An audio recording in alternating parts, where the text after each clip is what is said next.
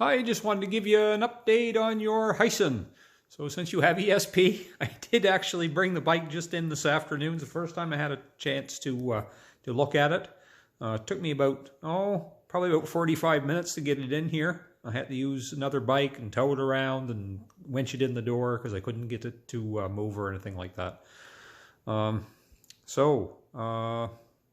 Went through a few items. So first of all, it will start. The engine does sort of run.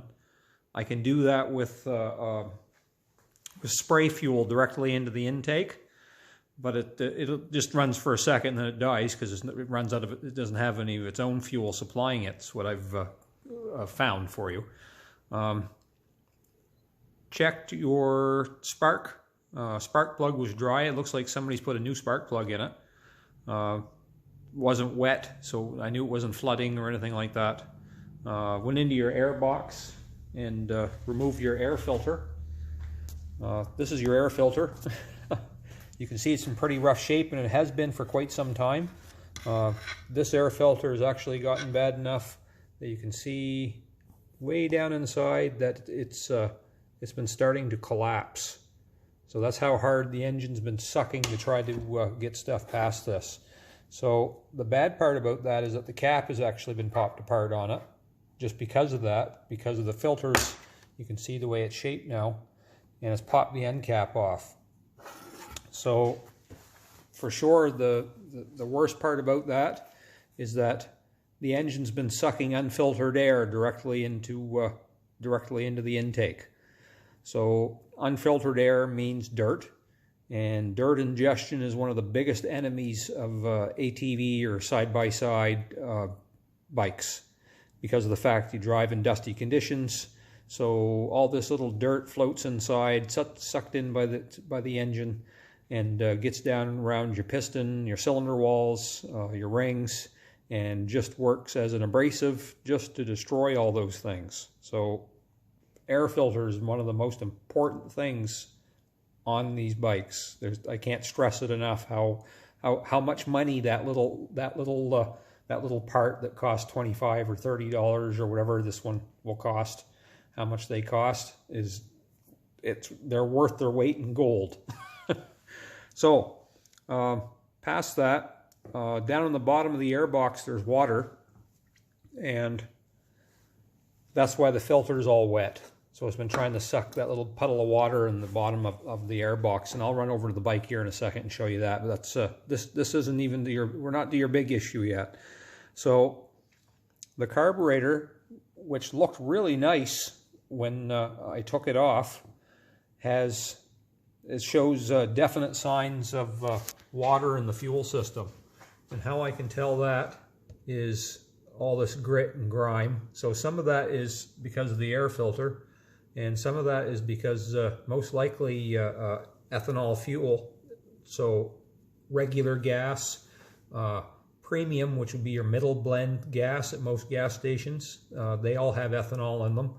And over storage time, ethanol acts sort of like a sponge, and it'll actually, over long periods of time, it'll actually absorb water from the moisture from the air.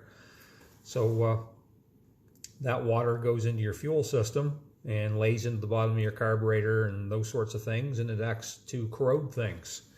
So this is the bottom of your carburetor. So it's upside down right now, and the way this works is fuel is pumped in here, and this little float, sort of like in your bathroom.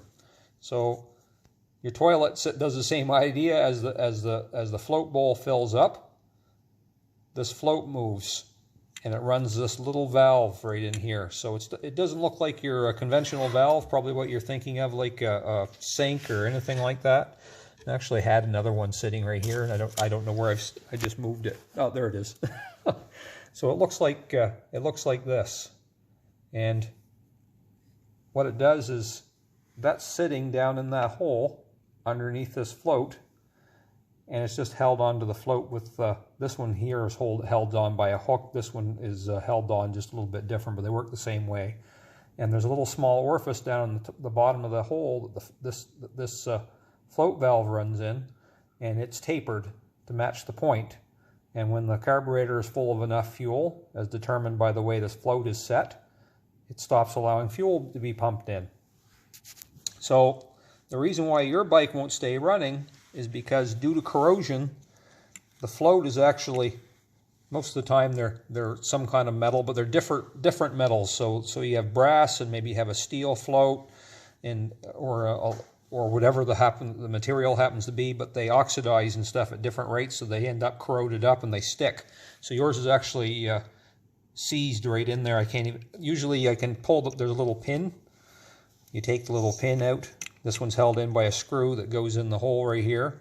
You take that pin out, and usually this would all just pop out, and that float would come with it, but yours won't move.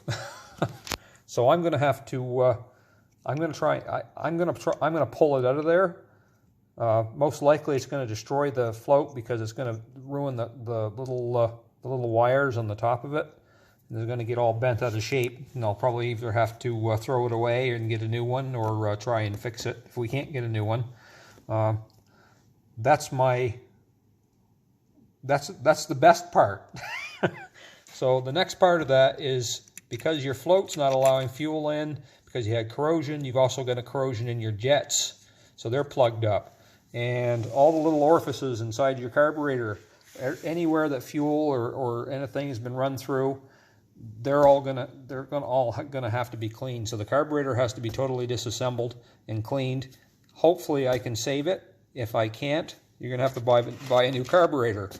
The good news is, now I'm gonna say this tongue-in-cheek because I don't know for sure, but the good news is usually Chinese carburetors don't actually cost a lot of money. So I'm gonna source one of those out before I start, just to see what the price is going to be on one if we do end up having to go down that road. But so this is your issue.